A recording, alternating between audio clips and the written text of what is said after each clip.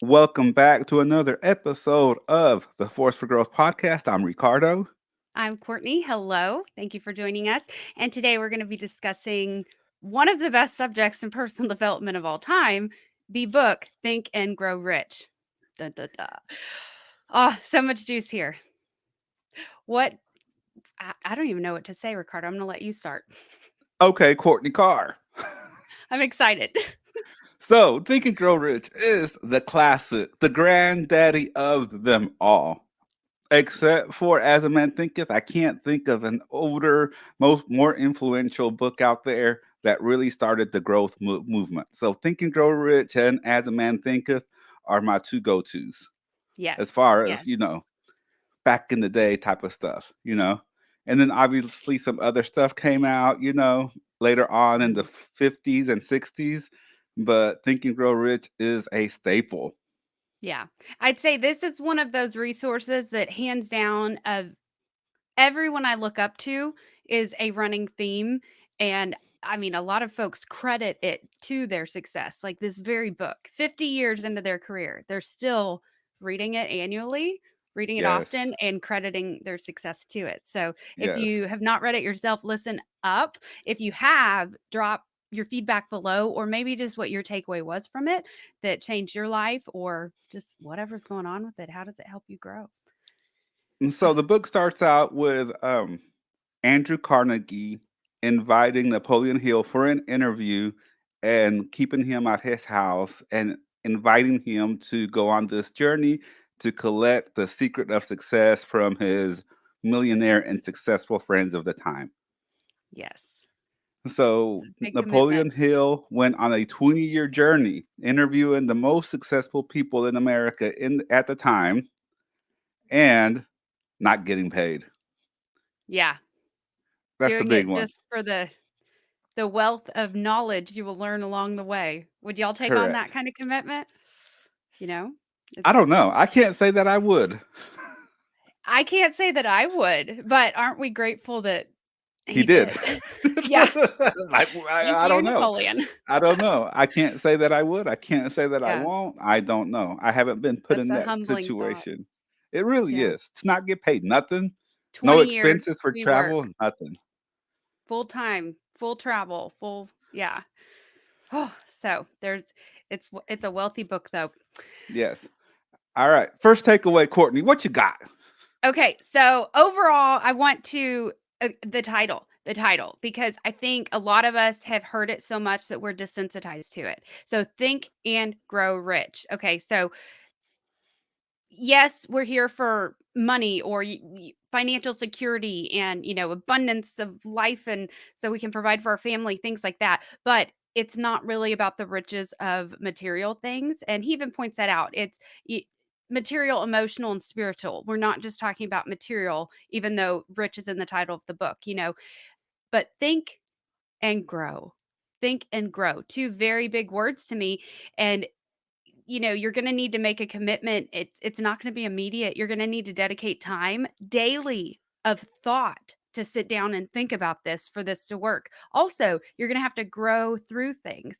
So I just really wanted to wrote back to the title that, hey, I realized I was desensitized from it. I was like, oh, I'm not Mm, even like thinking of meanings whenever, because I've heard it for 15 years. I've been in business. So basically just realizing, okay, the title itself, like, we're desensitized to the words like grow. So just a heads up, if you are absorbing this content and going to take action with it, you're going to have to push through some stuff. You're going to have to be persistent. It's not going to be comfortable all the time. Welcome to the world of getting rich. So it, and just emphasis on that it's the richness of the soul, not the richness of material things, but it's that emotional and spiritual richness too. So I just yes. had to remind myself of that because I've been talking about this book for so long, and just the concept of it. So I think that deserves to be reminded of, all of us. So, Solid reminder, Courtney yeah. Carr. Solid What is your reminder. biggest takeaway from this one? The one of the biggest takeaways that has really stuck with me is thoughts are things. Yeah. Thoughts are things. Because I think before you get into your head, you think, oh, it's just a thought. There's nothing as just a thought, Hmm. right? Just because you have a bad thought, you have a negative thought, maybe you could be like, oh, it's just a thought. It doesn't mean anything because it's not manifesting in the real world. But the Yes. truth of the matter is that all of your thoughts manifest something positive or negative in the real world. Mm-hmm. Thoughts are things. Yeah. Thoughts are things. Yeah, absolutely. Okay, I really love the burn the ships reminder. And Mm, I had forgotten this fact that the phrase burning desire comes from this. Like, if you yes. have said or do say, "Oh, I have a burning desire for this." Okay, this is the origin of that meaning. Okay, so basically, the idea of burn the ships, and we're Tony Robbins fans, so we say it all the time, burn the boats. But the story is told very well in Napoleon Hill's book about the historical and what happened. And basically, this army landed in an island and they were there to conquer the island. And the commander burnt the ships and pointed to it and told them, "Hey, look, you see over there, you see that smoke over our ships? They're burning. And the only way we can get out of here is if we win. So either we will perish or we will win." And I believe, well, they definitely did win, but I believe they were able to take their enemies' ships home. So they did have transportation back home. But the term burning desire. So he talks a lot about this, and there's a lot of different angles. So I'm going to try to keep it quick. If you do not have a burning desire yet, keep working on that. Keep working on that. And just like Ricardo said, thoughts are things. So if you think, "Oh, I can just go about my next goal feeling kind of very, I don't know, mediocre feelings about it," but if you don't have that burning desire, you need to take a step back and build that bigger, build it Yes. bigger, build that hunger bigger, because that has a large role to play in you being persistent later on. And so if you whatever it is, if it's not a burning desire yet, how can you make it a burning desire? Or if you have a burning desire you're sitting on, what are you doing? Come on, like, get out there. So I just love that reminder that a burning desire, there's a meaning behind it. Burn the boats Love it. to take the island. Let me take that on.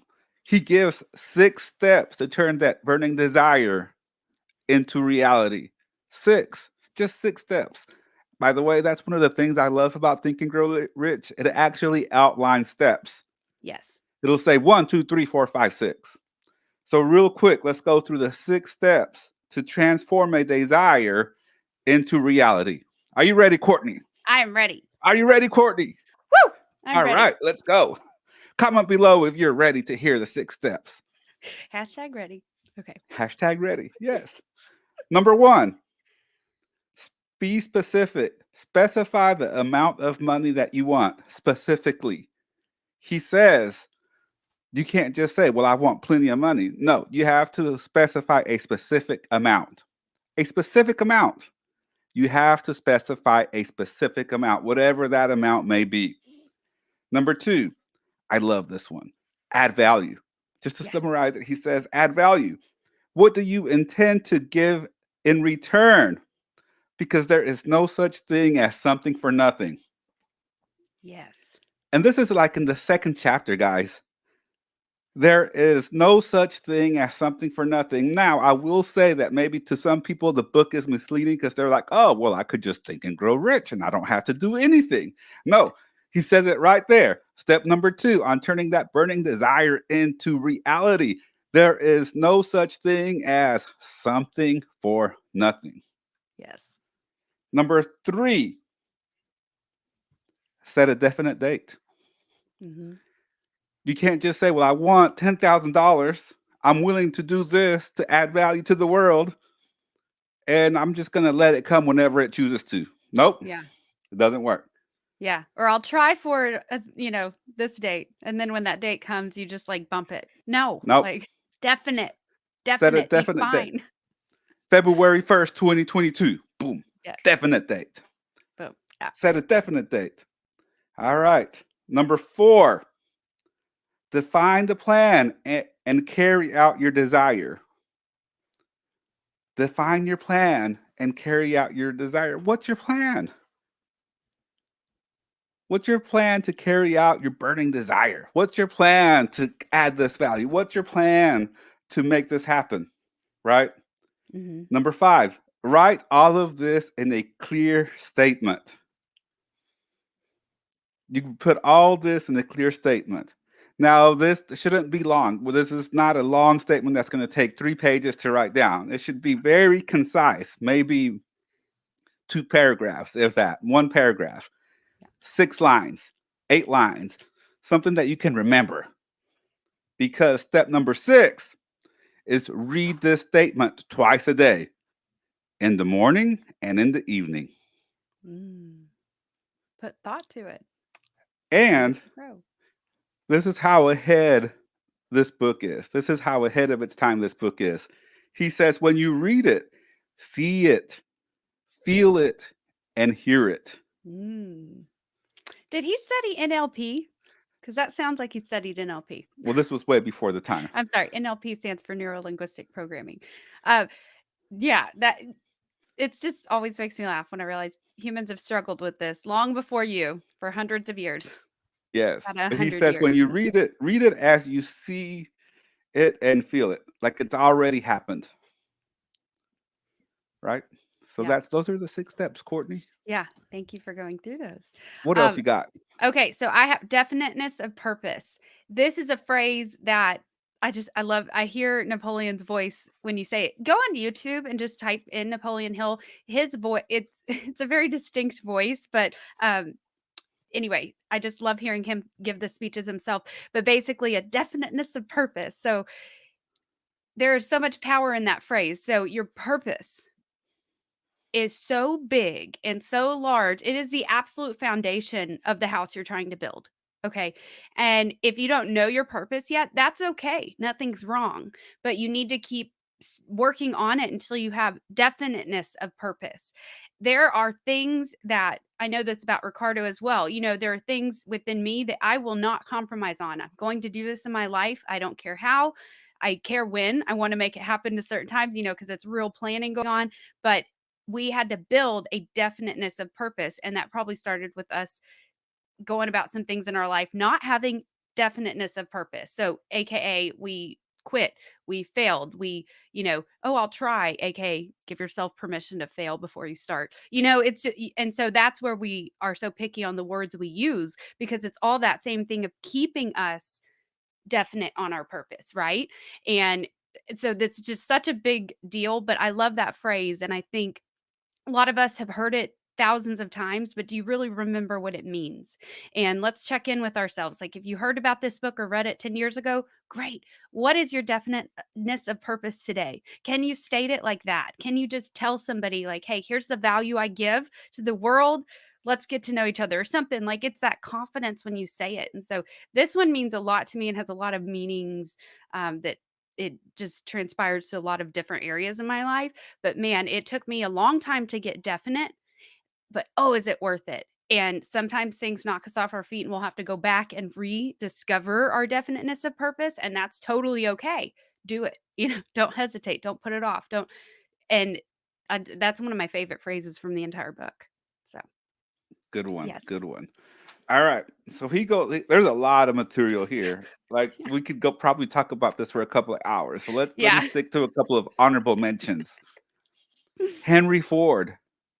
Henry Ford, the guy who invented the automobile, he's referenced a couple of times throughout this book. In one instance, they were trying to build a new engine, and his engineers kept on telling him, "It can't be done. It can't be done, Mr. Ford. It can't be done." And he said, "I want that engine. You go figure it out." Mm-hmm. And they kept on telling him, "But we can't do it. We can't do it. We can't figure out how to build this big block. We can't." He's like, "You go and figure it out. You take as long as you need to, and you go figure it out." Mm-hmm. Right? 12 months later, they came back and they figured it out. Yeah. He was unrelenting and unwilling to take no for an answer. Boom. Mm-hmm. And then my favorite story about Henry Ford in the book is that a newspaper journalist wrote something negative about him, calling him like an unintelligent person. Let's just put it lightly, right? And saying that he has no business running one of the biggest companies in the country because he's unintelligent and he doesn't have any type of formal education. Mm. So what Henry Ford did was sued them. He sued the newspaper and they went to trial, Courtney. Can you believe that? They went to trial. Yeah. So while they were on trial, they put Henry Ford on the stand and they started asking him like all these trivial historical questions, like who's the Attorney General of the United States and all these other things like that, right? And how Mhm. many people died in the Civil War and all of this and his, just the historical facts. And he says, he stops and he said, hey, this does not prove my intelligence. This has nothing to do with building cars, and that's what I do. That's what Yep. I do. Plus, I have a button on my desk that I can push and I can get the answer to anything that I want to know. So I don't need to know it. Yeah. So basically what he's saying is that he has surrounded himself by the best of the best, the brightest of the brightest. So he doesn't need to know everything. He's Yep. bringing in the people with the specialized knowledge. That's what the chapter is about, specialized knowledge. He's bringing these people in so he doesn't have to know everything. He can summon whoever he wants at the push of a button to get any answer to anything that he wants to know. Yeah. Do what you do best and hire the rest. I have no idea who originally said that. I know I should have looked that up. Yes, That's a good one. yes. And Oh, then really great comment here by Kendall. He says, so do we now. We do. We have all this knowledge at our fingertips yeah. that we can go and seek it and search it. Yeah. As you were retelling that, I'm like, oh, like Google. Only he was talking about an actual call button to call his staff. But Correct. but But he built still, it's that and he there. designed it. So we literally all have a staff to ourselves. It's just called Google and the internet. But just think about that. Think about the power and resource you have that even Henry Ford didn't. Okay? Mm, Like, come on. You have more resources than Henry Ford had. So, okay. boom. So, yes. So he Say that talks, again, Courtney Carr. you have me more, you have more resources now than Henry Ford had. Hands down. Like, oh my goodness. So, what are Mic you doing drop. with yeah. Done. Okay, so he talks a lot about the word impossible and he just remove it from your vocabulary. It should not even be in your language. And I love that. So he says specifically there are no limitations except for those we acknowledge. Um, and then he also talks a lot about carry on despite all the opposition. So to me, I wanted to join those two to just it is not impossible unless you believe it is. If you believe it is, your brain is going to find the limitations as to why that won't work. If you tell your brain it's possible, it will keep searching indefinitely. Indefinitely will keep searching for the answer until you tell it can't happen for some reason, right? So just pay attention in your own life where either you're caving into the opposition and telling yourself it's not possible for me, or it's not possible like this, or it's not possible. That's BS. It's not true. And just where are you accepting other people's limitations? Don't let the world train you on their limitations. Find your own. And if you're not interested to grow in a certain area, you can throw your hands up at any time and say never again. But don't tell yourself you can't. Don't. Like don't tell it's not impossible. Nothing is impossible until we discover how to do it, right? The word itself says I'm possible. And if you haven't seen all these memes I'm referencing in a fire mode, like they're all around us. So just take the word impossible out of your vocabulary, replace it with something else. There's just nothing you want is impossible. It's not. Boom, Courtney. So, Boom. boom. I'm passionate about that one. Man, Check out certain 5 for Growth episode coming soon on that one. for sure. For sure. I got one. He mentions Darby. I forget the guy's first name, but Darby. He is the infamous person who discovered the saying and the story that references 5 feet from gold. Mhm. So Darby was an insurance agent and he decided to go out on his own because he had a burning desire to make money. He had a burning desire. Burning. You can't say burning desire without saying burning Right? desire, Courtney. Yeah. So he had a burning desire to make some money. So he went and decided to go mine for gold. Mine for gold. Or was it oil? I think it was Oil. It was oil. oil. It was Yes. oil. The And so point I'm just like, I don't know. I love this story. he went to go he went to go mine for oil. So he bought this rig, he bought the land, he bought this whole thing. He started drilling. He got some oil out of the ground. He was doing pretty good. Then it dried up. Then it dried up. And he kept looking and moving the rig around and trying to figure out to find the oil again, and he couldn't find it. So then one day he just gave up and he called the junk man, and he sold the property and the oil rig for pennies on the dollar. The junk man decided to call someone up. He said, let me call up a I'm gonna call an professional. expert. I'm gonna call an expert, someone who knows about this kind of stuff, because I don't know anything about that. So he calls the expert, and the expert surveyed the land. He looked around, he took some measurements, and he said, here's what's going on. The land shifts, and it causes what calls fault lines shift. Mhm. And so when the fault lines shift, it moves the oil around underneath the earth. So he says, if you drill 5 feet that way, you'll find it. So they Mhm. move the rig over 5 feet that way. They drill down, and boom, Mhm. here comes gushing the gold. Yep. So on that, and it's not in the Napoleon Hill book, but we've all heard it's hardest right before we succeed, right? When did the gentleman choose to give up? And Right how far away before, was he? A few feet. 5 feet from gold. Yep. Man. Because he didn't even go out and seek professional help. Yeah. Oh, yeah, that know-it-all He didn't. personality. He didn't. He It thought he really knew gets us in everything. trouble. He could have just spent a little bit of more money, go hire the professional. He could have found the gold. And this was like one of the richest oil mines in history at the time. Mhm. But here's the good thing. When Darby heard about this, he was upset because he had to pay back all his family and relatives that gave him money to go out on this endeavor. And so he went on and he said, never again will I be 5 feet from gold. Yeah. So he learned his lesson, and he went on to be a very successful insurance agent, selling over $1 million worth of policies a year. And y'all, back then, that is mind-blowing sales. So Like, he yeah, was able to pay back all the people that lent him money and was able to stock up a pretty good fortune for himself. yeah.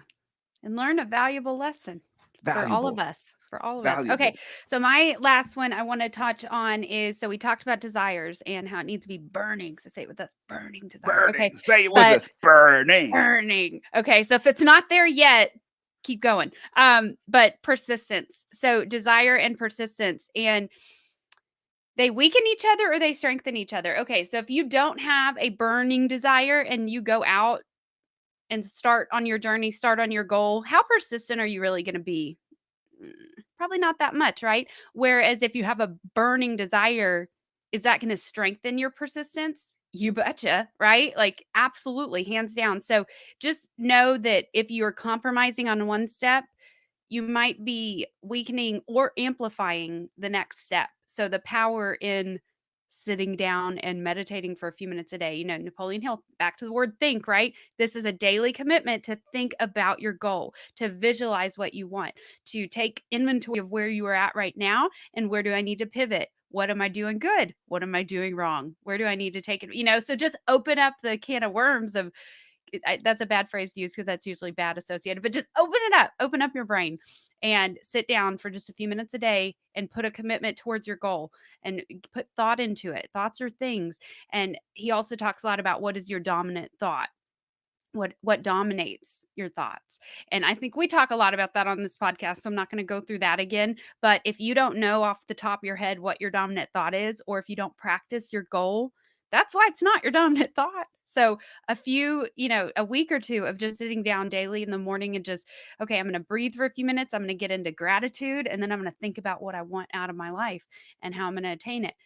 If you do that every day for 2 weeks, you're gonna have a different life and a different emotional state, hands down, in the next few weeks. So if you build and build and build on that and do that for the next few years, just imagine where you're going to end up. So that's a big one to me. So yeah, persistence and desires, and what is your dominant thought? And you should know it like that.